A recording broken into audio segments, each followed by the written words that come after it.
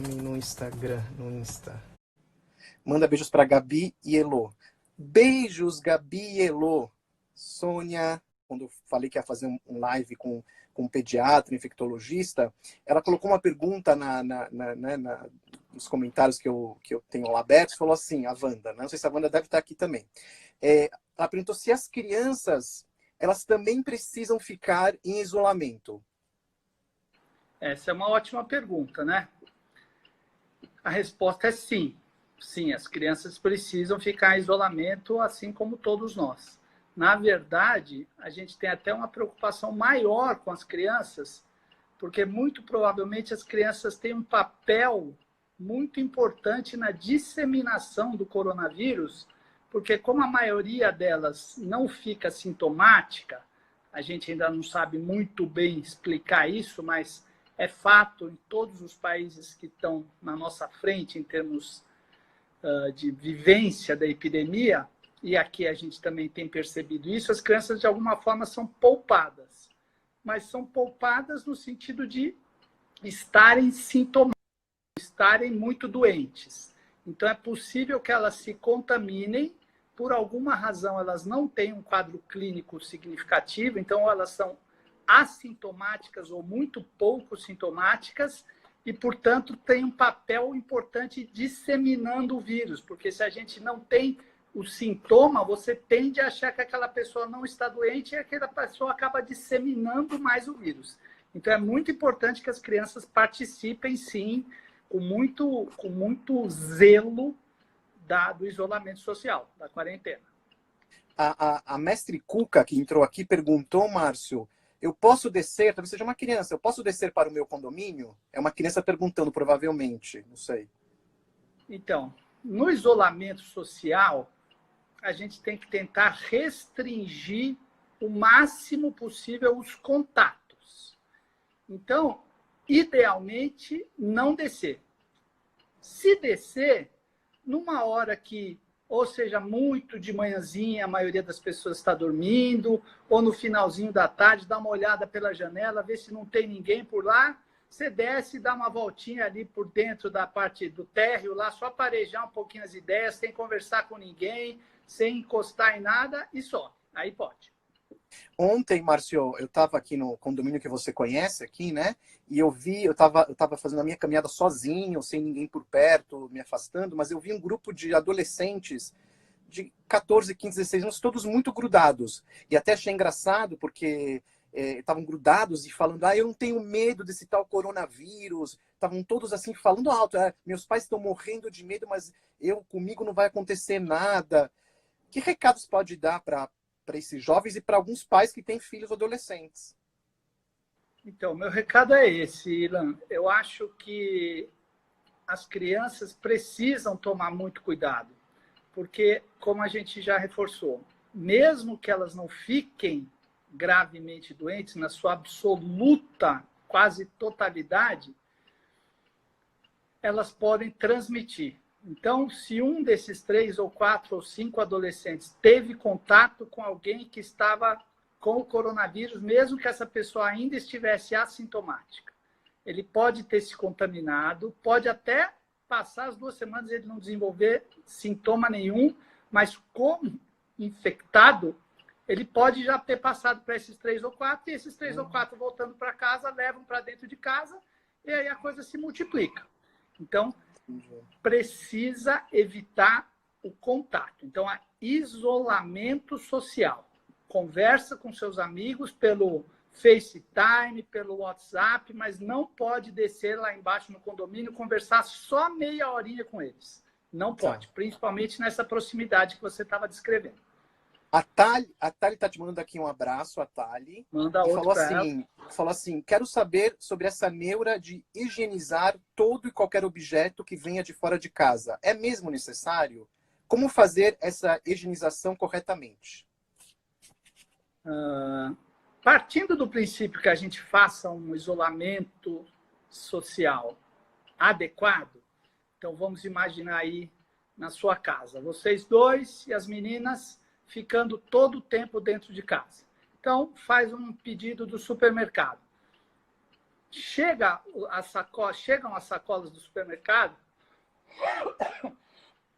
perdão, chegam as sacolas do supermercado, a forma mais garantida da gente certificar que não estamos trazendo o coronavírus para dentro de casa através das compras, o vírus ele é muito sensível ao álcool. Então, uma higiene em todos os pacotes, então o pacote de macarrão, o pacote do arroz, a latinha do Nescau, a caixa do leite, higienizar com álcool 70 ou deixar exposto ao sol, esses produtos que não estraguem com sol, deixar um pouquinho no sol também é suficiente, o vírus é sensível, então é uma boa prática. É uma boa prática limpar, então, as coisas que estão chegando. Sim. E tudo mais. Isso vale também para jornal, para papel, para carta? Então, papel seria mais adequado deixar um pouquinho no sol. Então, você vai lá na varanda ou vai lá na janela da face que recebe sol, deixa o jornal exposto lá uns 15 minutinhos no sol, já é suficiente. Tá. E por que, assim, as crianças elas não estão aparentemente tendo sintomas do Covid, mas por que algumas crianças assim, é uma exceção, mas elas apresentam sintomas e aconteceu também, infelizmente, de casos assim raros de crianças ou pré-adolescentes sendo entubados e morrendo. Assim, como funciona isso? Então essa é uma pergunta que a gente ainda não sabe responder. O que a gente tem visto, como eu te disse, é que a enorme maioria das crianças é assintomática.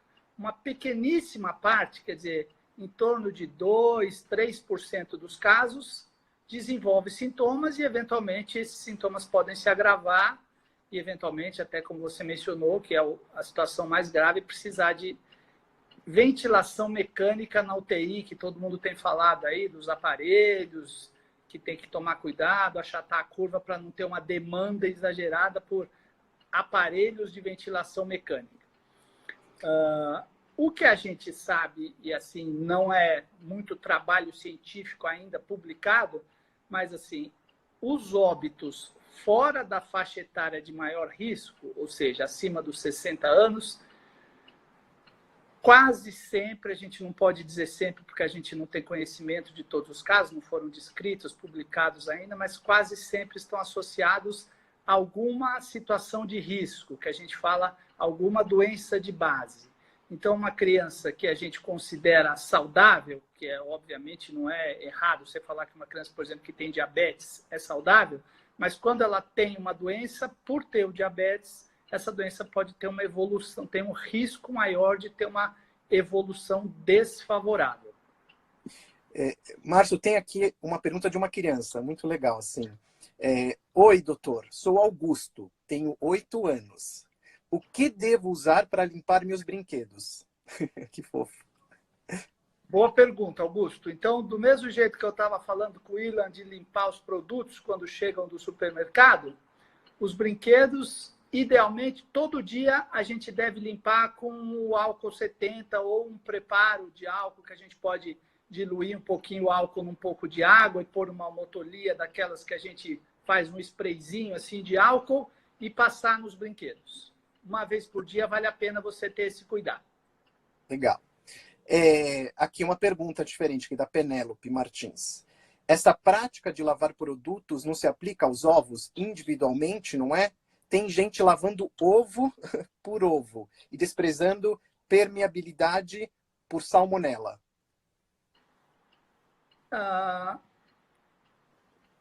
Eu acho que aí há realmente um exagero. Talvez a pessoa prefira pecar por excesso, mas aí acho que há um exagero. Porque se a gente for, por exemplo, cozinhar esse ovo, você já põe ali na água quente, ferve por 5 minutos que seja, o calor inativa completamente o vírus, destrói o vírus, na verdade. Então, acho que é um exagero. Crianças que têm, a pergunta daqui, Moura 480. Crianças que têm convulsões, tem algum cuidado específico ou são os mesmos do que você falou até agora? Ótima pergunta. Então, as crianças que têm, talvez não tenha deixado claro quando eu mencionei o diabetes. Então, a crise convulsiva é uma coisa também que essa criança tem, eventualmente ainda está numa faixa etária que ainda está precisando tomar remédio, ainda não superou essa fase, eventualmente pode até precisar desse remédio por um tempo prolongado, mas não é um cenário que interfere na imunidade. Então, essa criança, teoricamente, não tem risco aumentado, mesmo adoecendo, mesmo se contaminando pelo coronavírus. Tá. A Rosinete está perguntando, doutor Márcio, se lisoforme é bom para limpar. Sim, muito bom. Muito bom. E aí pode servir para limpar roupa, pode servir para limpar sola de sapato, tênis, tudo. É muito bom lisoforme. Legal. O Thiago está perguntando, para os brinquedos de plástico e pano, vale a dica também de colocar no sol? É a mesma coisa? Vale a dica de colocar no sol também.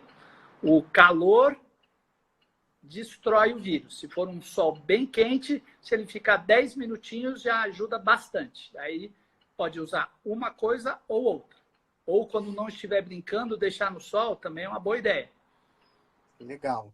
E essa é uma pergunta também super importante nesse momento, eu acho, que é se nossos filhos começarem a tossir, ter febre, a gente tem que fazer o quê? A gente tem que se deslocar para o pronto-socorro, esperar em casa, ligar para o médico. Nesse momento, o que a gente faz se nossos filhos começarem a apresentar alguns sintomas de gripe que a gente conhece, que é febre, tosse, coriza? O que a gente faz? Ótima pergunta também. Nesse momento, realmente a gente tem, como você falou, a gente tem outras coisas acontecendo, né? Não é só o coronavírus. Está todo mundo preocupado com o coronavírus, mas a gente está vivendo agora o início da época de maior incidência da gripe, né? O vírus influenza. Outro vírus que também circula muito nessa época, que é um vírus que gosta mais dos bebezinhos, que é o vírus sincicial respiratório. Então, todos esses quadros podem ter apresentação muito semelhante.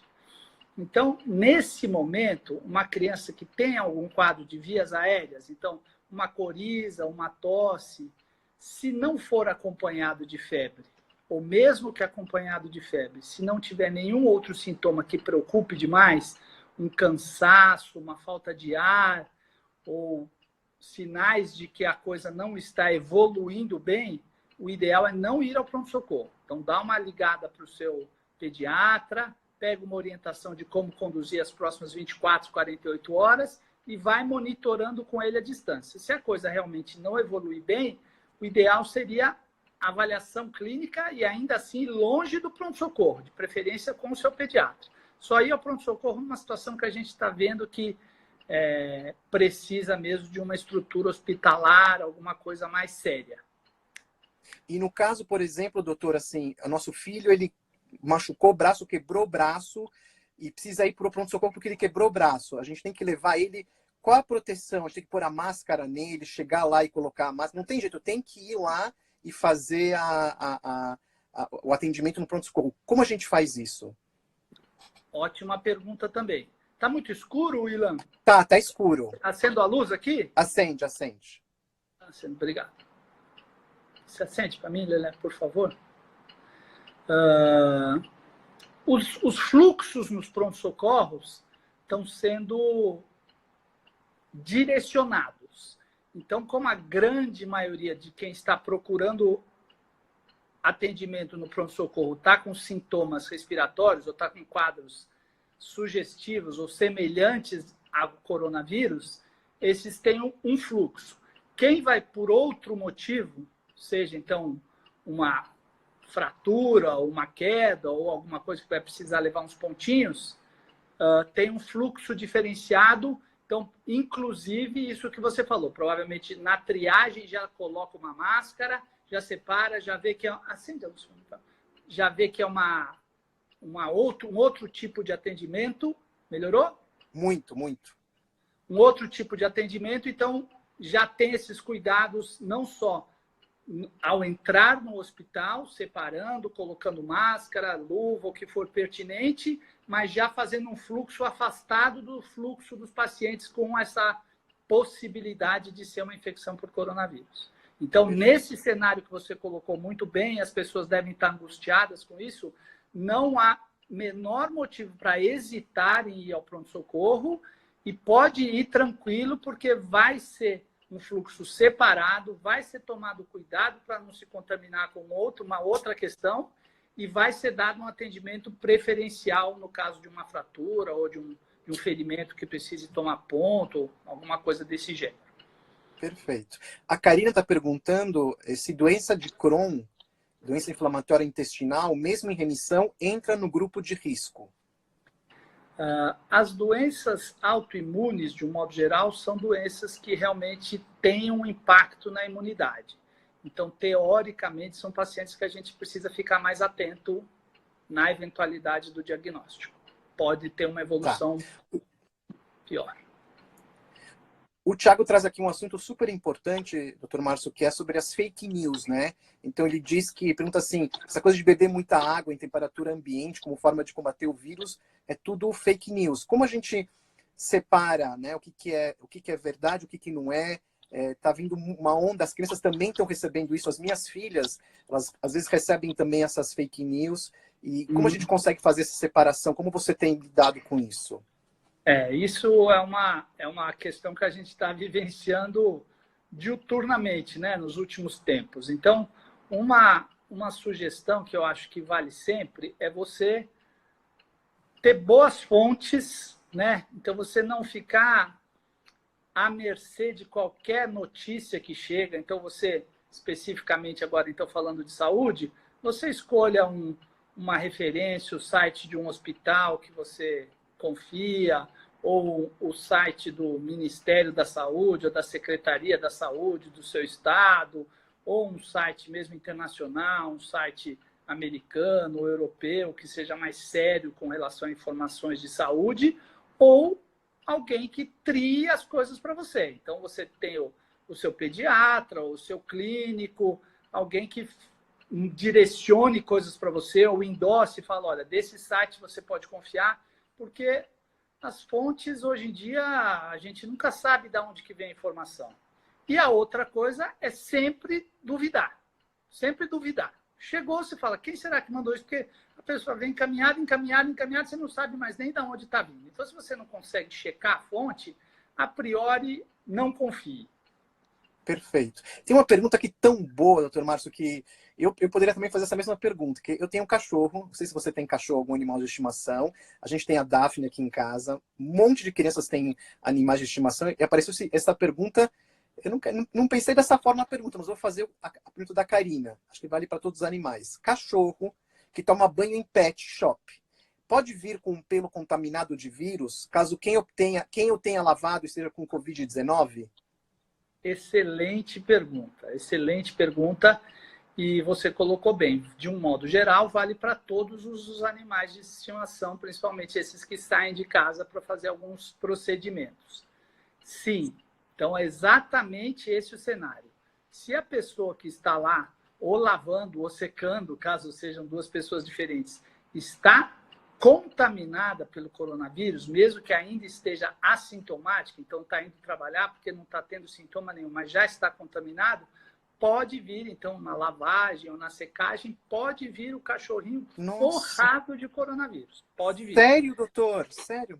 O animalzinho não fica doente. Porque apesar desse SARS-CoV aí, que é o nome desse coronavírus, então, SARS coronavírus 2, a Covid é a doença que ele causa. Esse coronavírus, ele, apesar de ter vindo lá, originalmente do morcego, ele não é capaz de acometer nem o cachorrinho, nem o gatinho, nem o coelhinho, nem a tartaruga, nada disso. Mas ele pode ser veículo.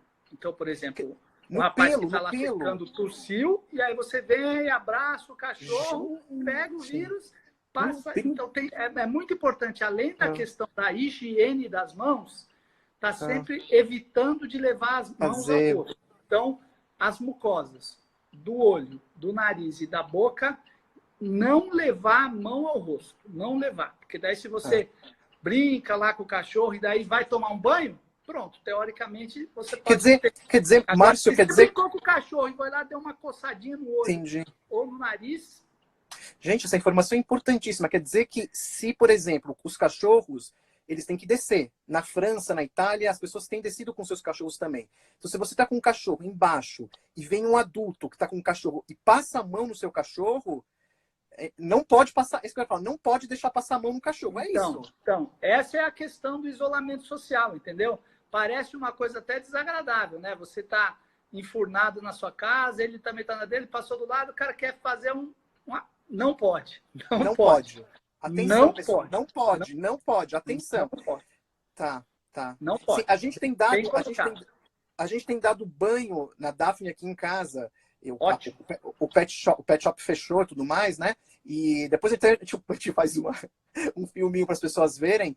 Mas isso dos pelos, vou te falar que semana passada, não essa semana, acho que no começo da outra semana, veio uma pessoa de repente e passou a mão nela. Isso já tem mais de 10 dias.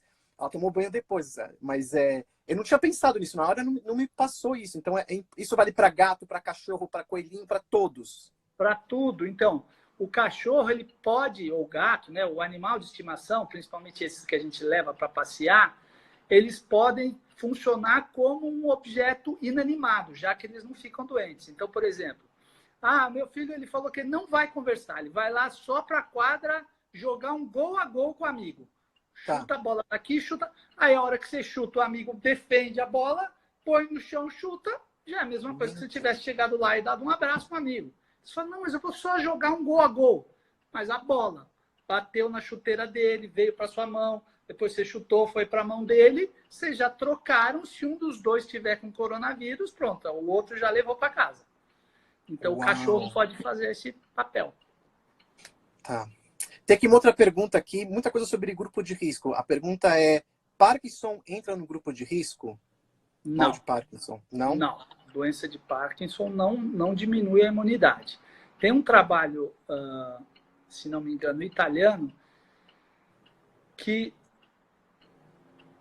acima dos 80 anos, que tem uma mortalidade realmente preocupante, acima de 15%, os óbitos, os pacientes tinham todos 2 ou 3 doenças de base. Tá? Então, tem uma hipertensão, tem uma doença pulmonar, tem diabetes, mas a doença de Parkinson não conta como risco. Risco, tá. Mais coisa de cachorro aqui. Eu sabia que isso ia causar, porque todo mundo tem cachorro. O cachorro, a pergunta é muito boa, é da Karina. E o cachorro vindo com o pelo contaminado do pet shop, em quanto tempo o vírus morre no pelo? E se borrifar um álcool no pelo, resolve?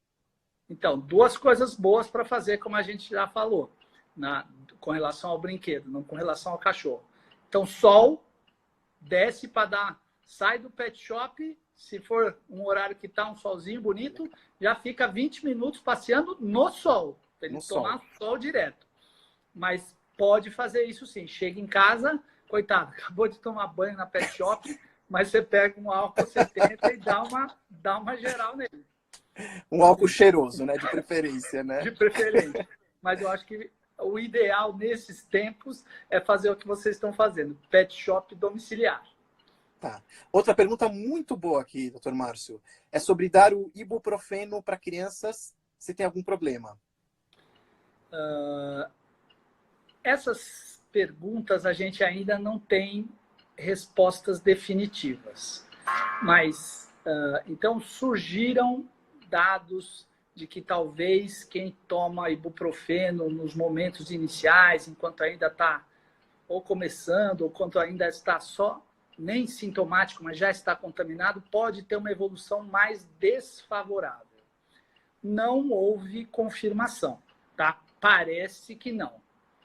Entretanto, né, é melhor pecar por excesso. Então, quem usa o ibuprofeno como antitérmico ou como analgésico, tem 2 ótimas alternativas, que são a dipirona e o paracetamol, né? Que os nomes comerciais mais conhecidos são a Novalgina e o Tilenol, mas as drogas que podem substituir o ibuprofeno, que são a dipirona e o paracetamol, não tem esse eventual hipotético risco que foi aventado aí com relação ao ibuprofeno.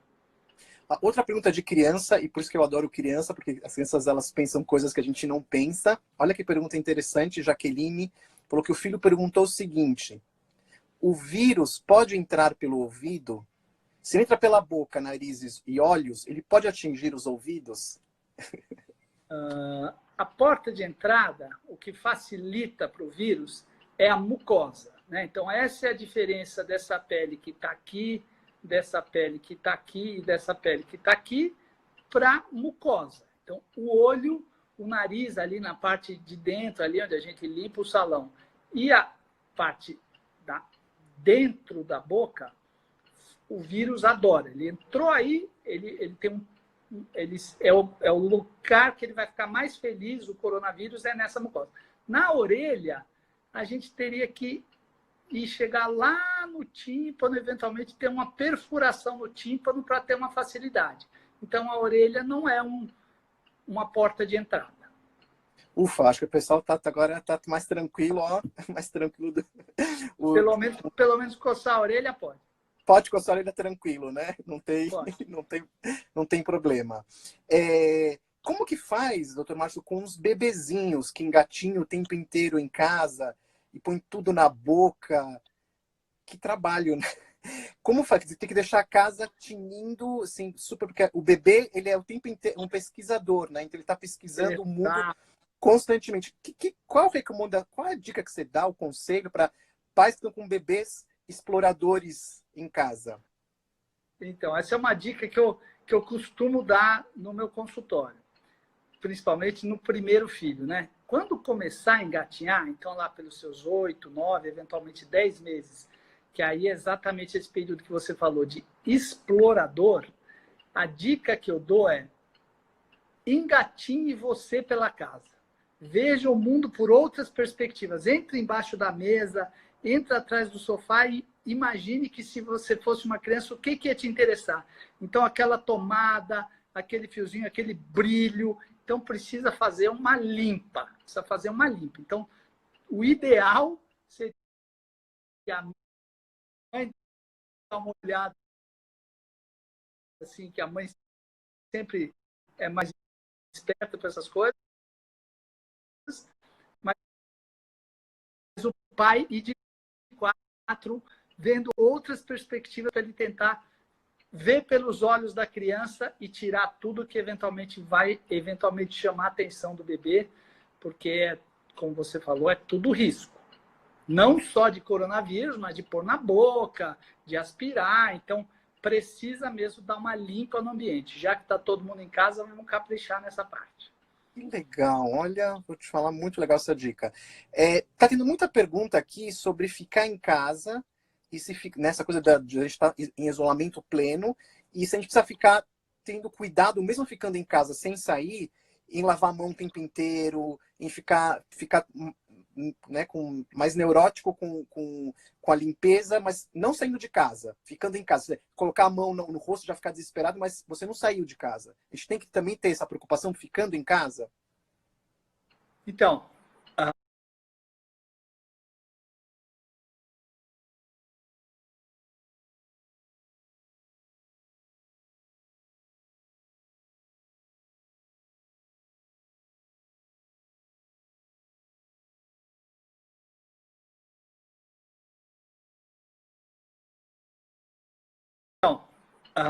ótima pergunta também. A questão é, a gente nunca vai estar 100% seguro, né? Porque vem alguém pegar o lixo, ou você desce para levar o lixo, entra no elevador, ou vem a compra do supermercado, ou vem o jornal, ou vem o correio, vem as cartas de incentivo, como diz um amigo meu, né? As cobranças. Então, sempre tem alguma falha nessa quarentena aí. Então, por isso, quanto mais chato a gente for com a higiene das mãos, que vai ser a forma que o vírus, você tendo contato com ele, né, com alguma superfície que esteja trazendo o vírus, se você lavar as mãos e você evitar de levar as mãos à mucosa, então você sempre uma segurança a mais. Então, procurar lavar a mão com bastante frequência, mesmo que a gente não esteja saindo de casa. E a Kiara está perguntando, o ideal é lavar as roupas sempre que a gente volta da rua, mesmo sem tocar em nada, indo na portaria, por exemplo, receber um item? Ah, pode parecer um exagero. Então, se você tiver certeza que você não encostou no elevador, ou se você mora no primeiro, segundo andar, descer pelas escadas, não apoiar a mão em nada que alguma outra pessoa possa ter tocado. Então, você precisaria ter certeza absoluta que você não encostou em nenhuma superfície. Você desceu da sua casa, foi lá na portaria, pegou só a carta que você tinha para pegar, você chega, já põe a carta no sol, já higieniza a mão. Teoricamente, a roupa, se ninguém tossiu ali perto, mas é sempre melhor pecar por excesso. Então, uma dica para quem está em quarentena é deixar um short, uma camiseta e um chinelo ou um tênis ali já no hall. Porque daí você vai sair, você vai lá, tira a roupa que você tá, põe aquela roupa que é a roupa de descer. Porque daí você não precisa toda vez que você desce lavar. Então você desce, tira de novo a roupa ali no hall e veste a roupa de ficar dentro de casa. Essa é uma boa ideia. Tem aqui uma pergunta que também é minha dúvida, eu sei que é da Thali também, das minhas filhas também. Não sei se você já fez também isso, mas a pergunta é a seguinte, a Lucilene. Doutor, tenho visto muitas pessoas comprando comidas prontas. É um risco, já que não sabemos como foram preparadas e manuseadas. A gente também está com essa angústia, a gente comprou outro dia comida, chegou, como faz, enfim, a comida é quente, enfim. Ótima pergunta. Sim, é uma possível fonte de contaminação. Você deve comprar de locais que você confie. A gente espera que as pessoas que estão fazendo comida estejam sempre com nariz e boca protegidos para diminuir a eliminação de perdigotos que podem estar conduzindo inúmeros outros agentes, não só o coronavírus. E como você falou, a comida quente, então que foi para o forno, que foi frita, que foi assada ou cozida, se houvesse algum vírus lá, ele já foi destruído pelo calor. Então, nesse sentido, é mais tranquilo. Mas o preparo é um momento importante, então a gente não deve menosprezar esse risco. Precisa ter confiança no fornecedor, é isso? Exato, exato. Tá. E dá um recado agora para as minhas filhas, doutor Márcio, que elas estão loucas para comer japonês, e eu falo para elas que comida crua agora é muito perigoso, não é verdade? Que pai não adianta falar, pai não adianta, você sabe que pai não adianta. Então é isso. A comida que foi aquecida no seu preparo, mesmo que eventualmente houvesse uma contaminação, pelo calor já houve a destruição dos vírus que poderiam estar ali. A comida fria, então a salada ou a comida crua, seja a fruta, seja o japonês, seja o quibe cru, a gente não tem essa garantia. Então, você está assumindo um risco maior, sem dúvida nenhuma. Acho prudente evitar nesses tempos. Escutaram, filhotas? Escutaram, doutor Márcio? Prestem atenção aqui, quando o pai fala é difícil. É isso mesmo. Em relação acho que é a Rosa aqui, em relação à vitamina C, você aconselha isso? Dá vitaminas no geral? Está falando de vitamina C, vitamina D para criança, para adulto? O que você acha sobre isso? A vitamina C talvez tenha algum papel nos resfriados. E as pessoas acabam extrapolando isso. Eu gosto de dizer, Ilan, que a melhor vitamina é uma boa alimentação, uma dieta equilibrada, que a gente coma salada, coma fruta, coma proteína, coma carboidrato, todos de uma proporção boa, mas que todos façam parte da dieta nesse cenário, mesmo que possa ser um pouco idealista. Não há necessidade de suplementação vitamínica qualquer, seja C, seja D, inclusive a D que o pessoal tem estudado um pouco melhor, não tem indicação de tomar